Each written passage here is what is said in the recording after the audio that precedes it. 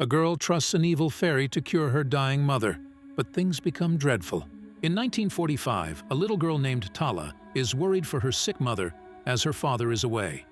Her mother is near death, but Tala finds a fairy who claims to cure her mother.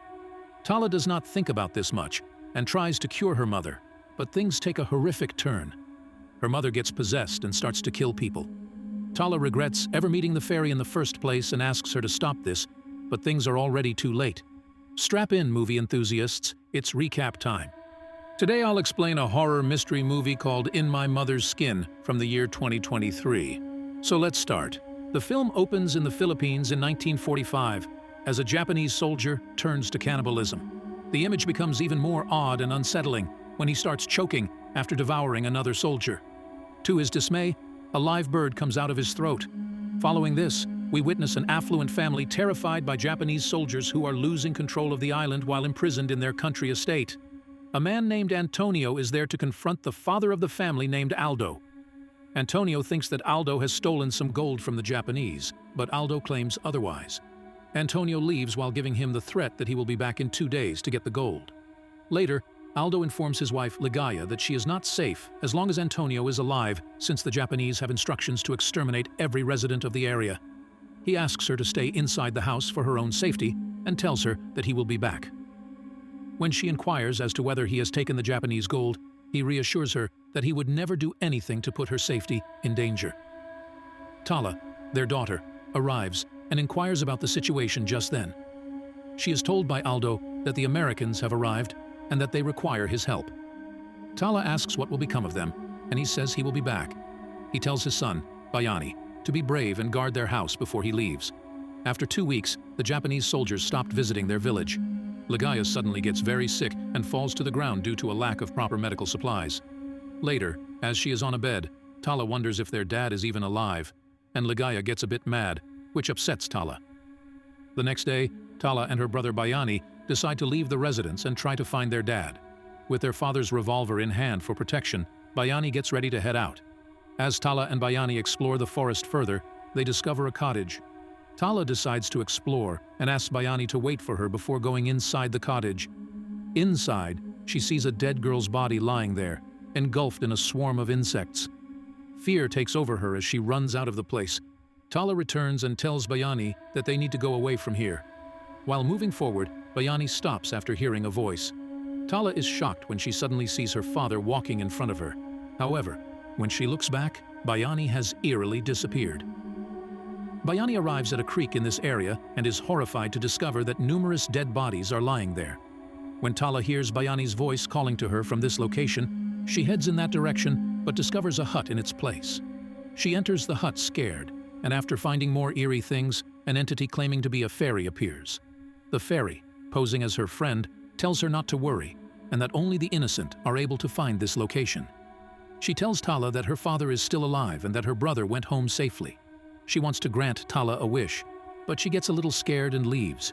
She comes home, and at night, the fairy visits Tala in her room. The fairy comes up to Tala and tells her that her mother's condition is getting worse. She extends a jar, saying that it has a bug in it that will cure her mother, and Tala takes it. Later, Tala is with Bayani when he reveals that he had a terrifying dream where he saw Tala, their mother, and their father dying. Trying to console him, she tells him everything about the fairy. Antonio is then seen talking to their maid and telling her to find the gold in their house. On the other hand, Tala becomes desperate and decides to use the bug from the jar on her mother. Ligaya sits up when she abruptly wakes up and bites into the bug. She chokes and gasps for breath for a moment before turning to face Tala and making a terrifying noise. The following day, her health had completely recovered.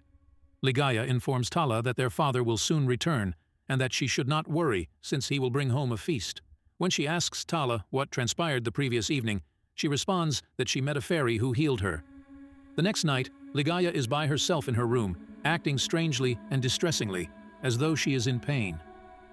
The bug seems to be trying to take command of her body. The following day, unexplained noises in the house startled Bayani. He finds that his mother isn't in her room when he looks around. Bayani finds her on the floor as she is biting her own arm. Later on, their maid Amor decides to tidy up and put Ligaya to bed by herself.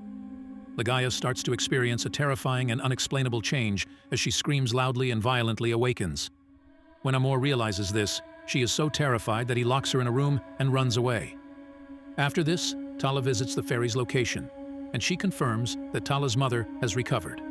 Tala addresses their need for food when the fairy gestures to a neighboring tree. Tala is shocked to see a large quantity of food there. Overjoyed, Tala begins to eat, gathering food to put in her basket. When Tala gets home with dinner, Bayani explains that their mother isn't acting right. Later on at night, after a few uncanny encounters, Tala goes out and sees that her mother is chewing on her dog. She closes the door before her mother can run inside. She is terrified by that scene as Bayani comes there. He opens the door, and they see their mother lying unconscious, while a dead bird is also seen nearby. As both of them go inside and sit together, the fairy comes to their house and eats the dead bird. The next day, as Bayani buries their dog, the fairy visits Tala. She approaches the fairy, telling her to erase what she's done and demanding to know what has happened to her mother. The fairy insists that she made the correct decision and that it was the essential course of action. Tala tells the fairy to go, saying that they don't need her help as she yells at her to go. She then hears some disturbance and we see Antonio and Amor searching their home for the gold. When they are unsuccessful, Antonio becomes upset and tells Amor that she is worthless. Just as he pulls a gun on Amor, he notices Tala and fires a shot in her direction. After leaving the room, he questions Tala about the gold, but she responds that she doesn't know. He then explains that her father was plotting to have them killed by the Japanese. At that moment, Bayani also shows up and aims a gun at Antonio, but Bayani hesitates and finds it difficult to fire when Antonio dares him to do so. Taking advantage of the situation, he fires a shot that hits Bayani, and Tala immediately goes to her injured brother's side. Antonio then presses her for the whereabouts of the gold. Feeling cornered, Tala gives Antonio the keys to her mother's bedroom. When Amor goes to Tala, she tells her that her father has passed away, despite Tala's pleas for help. Then she walks away, declaring that Antonio is now the only person who can assist her. Ligaya immediately launches an attack on Antonio and Amor while they are looking for the gold in her room. Tala fires at the approaching stranger in the midst of the turmoil because she fears for her mother. To her surprise, she discovers that Amor has been shot, not her mother. When Tala enters her mother's room, she is greeted with a terrifying scene. After killing Antonio with a vicious attack, Ligaya is currently eating his flesh. Then Ligaya turns to face her, and Tala bolts from the room, screaming that they had to get out of there immediately. In the meantime, Ligaya throws up a bird once more, and Tala manages to pull Bayani out. Tala goes back to the fairy's position, distraught and overcome with remorse, and begs for her help.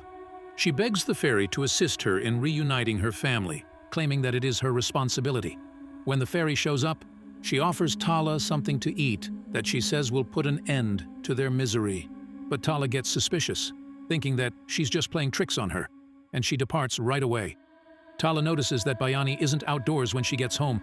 As she rushes inside, she is extremely devastated to see her brother's severed head. It's only then that she hears a noise and turns to see the fairy standing close by and smiling. The disturbing and terrifying conditions surrounding their house are further exacerbated when Tala looks away and sees her mother slamming her head against the door. Ligaya suddenly charges menacingly at Tala, who hastily locks herself in a room to escape the impending tragedy. Tala finds that Ligaya has attacked and consumed Amor within the room, adding to the evil that has engulfed her family. Tala sits in a corner and begs for the nightmares to end. It is only then that the fairy appears and asks what she wants. Tala emphasizes that she wants all of this gone immediately. The fairy, in her actual form, smiles, and all is silent for a moment. Tala walks out of the room to find her mother unconscious. From Ligaya's back, the insect that had been connected to the weird happenings appears and takes off.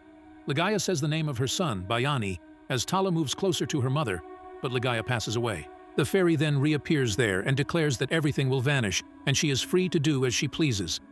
When Tala turns to face the fairy, she is offered the object and asked to eat it, at which point she would actually be set free.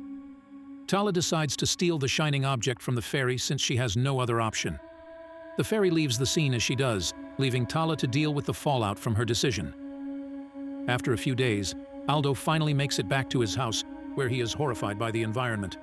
He also sees the head of his son and breaks down as he picks up the head and starts crying. His partner comes and opens a drawer that has the gold and takes it. He then shoots Aldo in his room and leaves with the wealth. Now, that evening, Tala lights a candle in front of Mother Mary, and the fruit the fairy gave becomes bad due to the light of the candle. She then gets out of there and walks into the darkness while asking her mother for guidance. Here, this movie ends. I hope you like it. Please comment down on what you liked about this movie and what scene you liked, and don't forget to subscribe. See you in our next video.